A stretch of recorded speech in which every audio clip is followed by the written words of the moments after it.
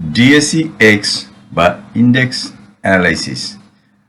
আমার আগের অ্যানালাইসিসটা ছিল এটা একটা হেড অ্যান্ড শোল্ডার প্যাটার্ন এবং সেই অনুযায়ী হেড অ্যান্ড শোল্ডার হিসাবে তার যাওয়ার কথা বা গন্তব্য ছিল এইখানে, অর্থাৎ কিনা বর্তমান পয়েন্ট হলো 5545.90তে তার যাওয়ার কথা ছিল according to technical analysis and head and shoulder pattern. আমি অবশ্য এটাও বলেছিলাম যে এখানে একটা রেজিস্ট্যান্স আছে, এই একটা রেজিস্ট্যান্স সেই পর্যন্ত আসার একটা সম্ভাবনা আছে, এর কাছাকাছি কোথাও যে তার তার থামার কথা।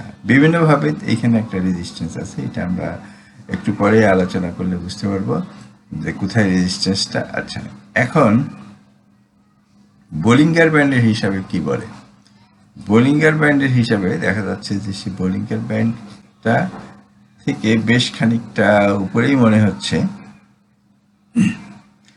কিন্তু এরকম জায়গায়ও দেখা যায় যে এই পরবর্তী ক্যান্ডেলগুলো এর উপরে হয়ে কয়েকটা ছোট ছোট ক্যান্ডেল হয়ে তারপরে হয়তো বাসে একটু নিচে চলে আসে। এটা আমাদের বোলিঙ্গার ব্যান্ড হিসাবে বলে, এবং সে যখন কালকে যদি সামনের দিন যদি খুব বেশি লম্বা হয়ে যায়, হঠাৎ করে এখান থেকে বেড়ে একটু বাইরে চলে যায়, দেন সে আবার সে নিচে ফিরে আসবে। বোলিঙ্গার ব্যান্ডের যেটা ধর্ম, সে তাকে টেনে নিয়ে এসে up to the mid Bollinger ব্যান্ডে নামানোর চেষ্টা করবে। আচ্ছা, এইটা এই একটা, পরে আবার বিবেচনায় আনবো। এখন আমি ইচিমুকু দিয়ে এটাকে বোঝার চেষ্টা করি। ইচিমুকুর সামনে রেজিস্ট্যান্স,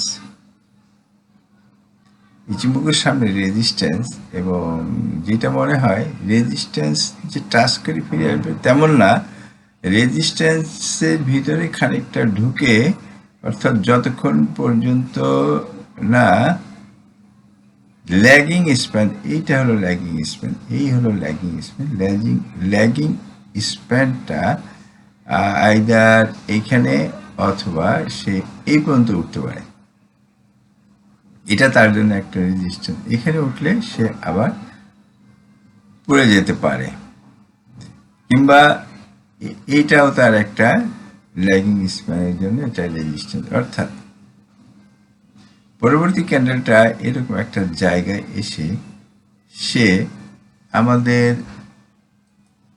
এই হিসাবে আমরা মনে করতে পারি, সে যদি এত দূর উঠে, এত দূর বা এদিকে কোথাও উঠে, তাহলে মেবি সে এই সাপোর্টে আসতে পারে।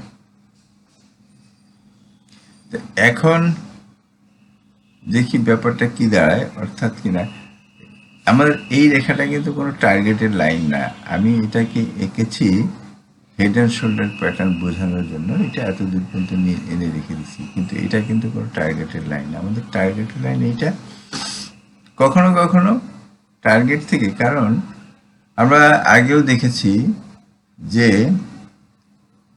এগুলো হলো রিভার্সাল প্যাটার্ন, যেমন double bottom, head and shoulder, হ্যাঁ, এইগুলো হলো রিভার্সাল প্যাটার্ন। রিভার্সাল প্যাটার্নের মিনিমাম টার্গেট হলো তার এই রেজিস্ট্যান্স দূরত্ব, কিন্তু সে বাস্তব পক্ষে বা প্রকৃতপক্ষে কত দূর যাবে সেইটা অন্য কোনো হিসাবে সেটা বের করতে হবে। তার বেশি যায়, কখনো কম, খুব কমে যায়, কিন্তু বেশিরভাগ ক্ষেত্রে তার বেশি যায়। আমরা শুধু এই প্যাটার্নগুলোকে রিভার্সাল প্যাটার্ন হিসেবে ধরি, এটা সঠিক টার্গেট কখনো দেয় না। সেই হিসাবে আমি মনে করি যে এ খুব বেশি হলে এর থেকে একটু উপরে গেলেও এইটার সমান হয়।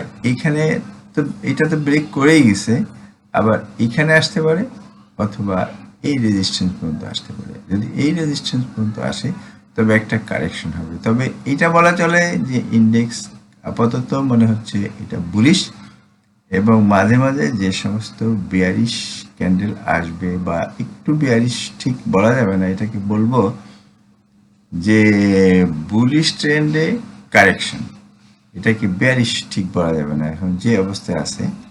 ওকে, তা এইটা গেল আমার ইন্ডেক্স অ্যানালাইসিস। সামনের সপ্তাহে বা মাঝে মাঝে ক্রিটিক্যাল অবস্থায় আমি ইন্ডেক্স অ্যানালাইসিস আরও দিব। আমার অ্যানালাইসিসগুলো পাওয়ার জন্য সাবস্ক্রাইব করে সাথে থাকুন। ধন্যবাদ। আসসালামু আলাইকুম। পরবর্তী আপডেট পেতে লাইক, কমেন্ট ও শেয়ার করে সাথে থাকুন। সাবস্ক্রাইব করার জন্য ধন্যবাদ। আসসালামু আলাইকুম।